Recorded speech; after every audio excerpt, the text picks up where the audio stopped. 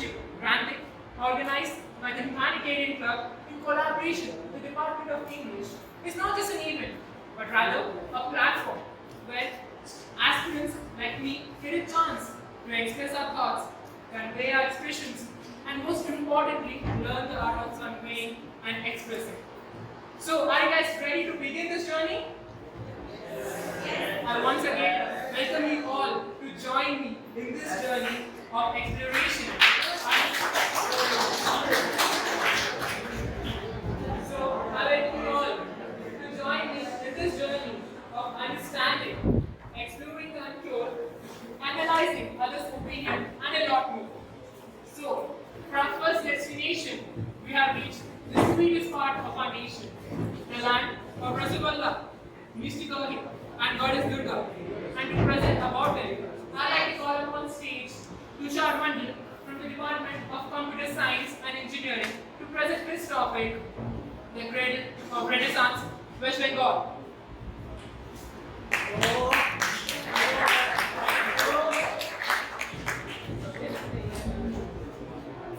Good afternoon, everyone.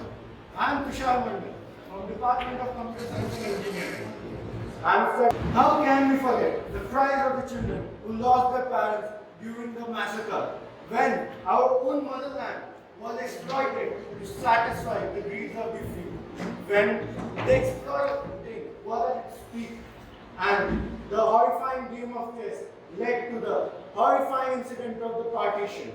In the middle of this, we could see a rising and a boiling cynosure, that is West Bengal. Gopal Krishna Gokhale, a prominent Indian leader, said, "What Bengal thinks today, India thinks tomorrow."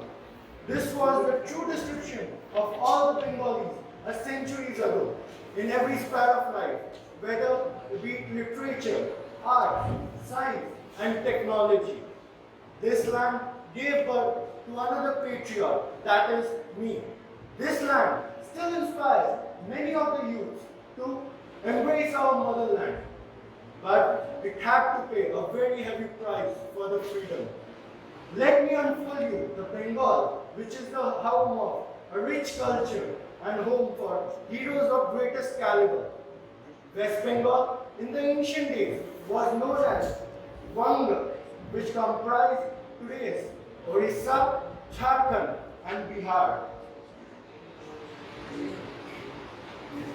West Bengal had one of the earliest democratic kings, King Gopala, who was elected by the own people of the Vanga to lead them.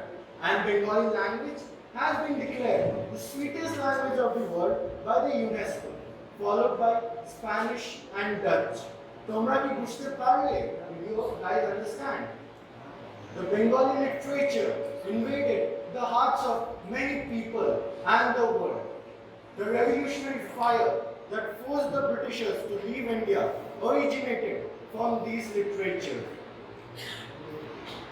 The British Empire was forced by the power of the many great freedom fighters who were inspired by these literature, which set the sun of the British Empire.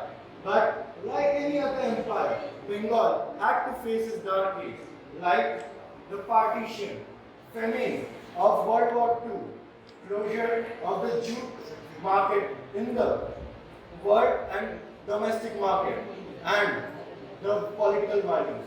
But it's back to its feet now. If you start a journey for the Bengal, you can start with Darjeeling, the exact replica of heaven in earth. Then traverse through the toy train. Then you can come little southwards and visit the Digha beach and create your memorable time. Then you can rest in the Kolkata, which is near the banks of the Ganges, the place for attaining nirvana. And you can envision the majestic Royal Bengal tiger in the Sundarban Delta. My land never disappoints you when you are the connoisseur of food. You can start with dohi bada, chhal muri, and followed by machek tarkari, shukto, and many others. And for the sweet lovers, we have rasgulla, sandesh, and cham cham. Dance forms are the art that enrich the hearts of people till today's date. And the major two dance forms of the Bengal is the Sankirtana dance and the Purulia Chau. Sankirtana dance is the dance originated by Sri Chaitanya Mahaprabhu 500 years ago to pay a tribute to Lord Shri Krishna. And the Purulia Chau is the folk martial art dance. West Bengal presented this dance proudly to the world by accepting it as the theme of the tableau of Republic Day parade in 1995. When we are speaking of West Bengal and not touching the topic of Durga Puja, doesn't feel right. Durga Puja is the soul of West Bengal. We Bengalis celebrate the Durga Puja for two reasons. First, it marks the victory of Lord Durga, Goddess Durga, over the evil Mahishasura. And second, we believe that Goddess Durga is visiting her parental house from her husband's house with her children. Have you ever wondered where are these gigantic idols of Ma Durga are made? Let me tell you, it's Kumartuli. Kumartuli is the neighborhood of expert craftsmen who are expert in making the clay idols of gods and goddesses. My land is a change, is a center of change, reform, architecture, technology, and science because it's the cradle of Renaissance. West Bengal is the pioneer capital of India and it became the part of Union of India on 26 January 1950 and since then it has been the home of innovation. Thank you.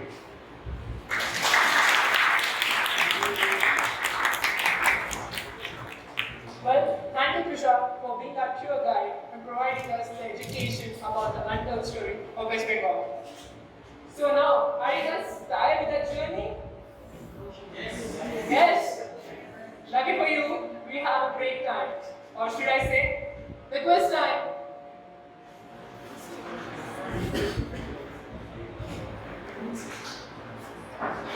Okay, the rules are simple. I'm going to ask you 5 questions. I'm only going to give you 7 seconds for each question. Whoever gets it right will get a prize. Okay, so are you ready for it? Yes. You said you were tired. No. So let's start with it. Our first question. What is the name of the operation launched by the Indian Army to tackle the COVID-19 pandemic? Please raise your hands. Yes, come on. Please stand up. What is the answer? Sorry, Mama, it's the wrong answer.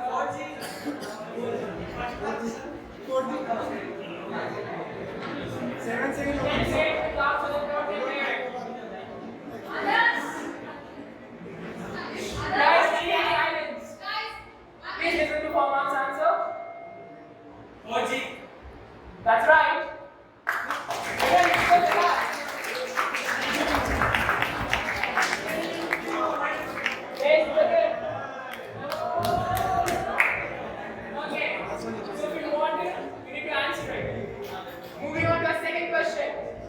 Which country gifted the Statue of Liberty to the USA?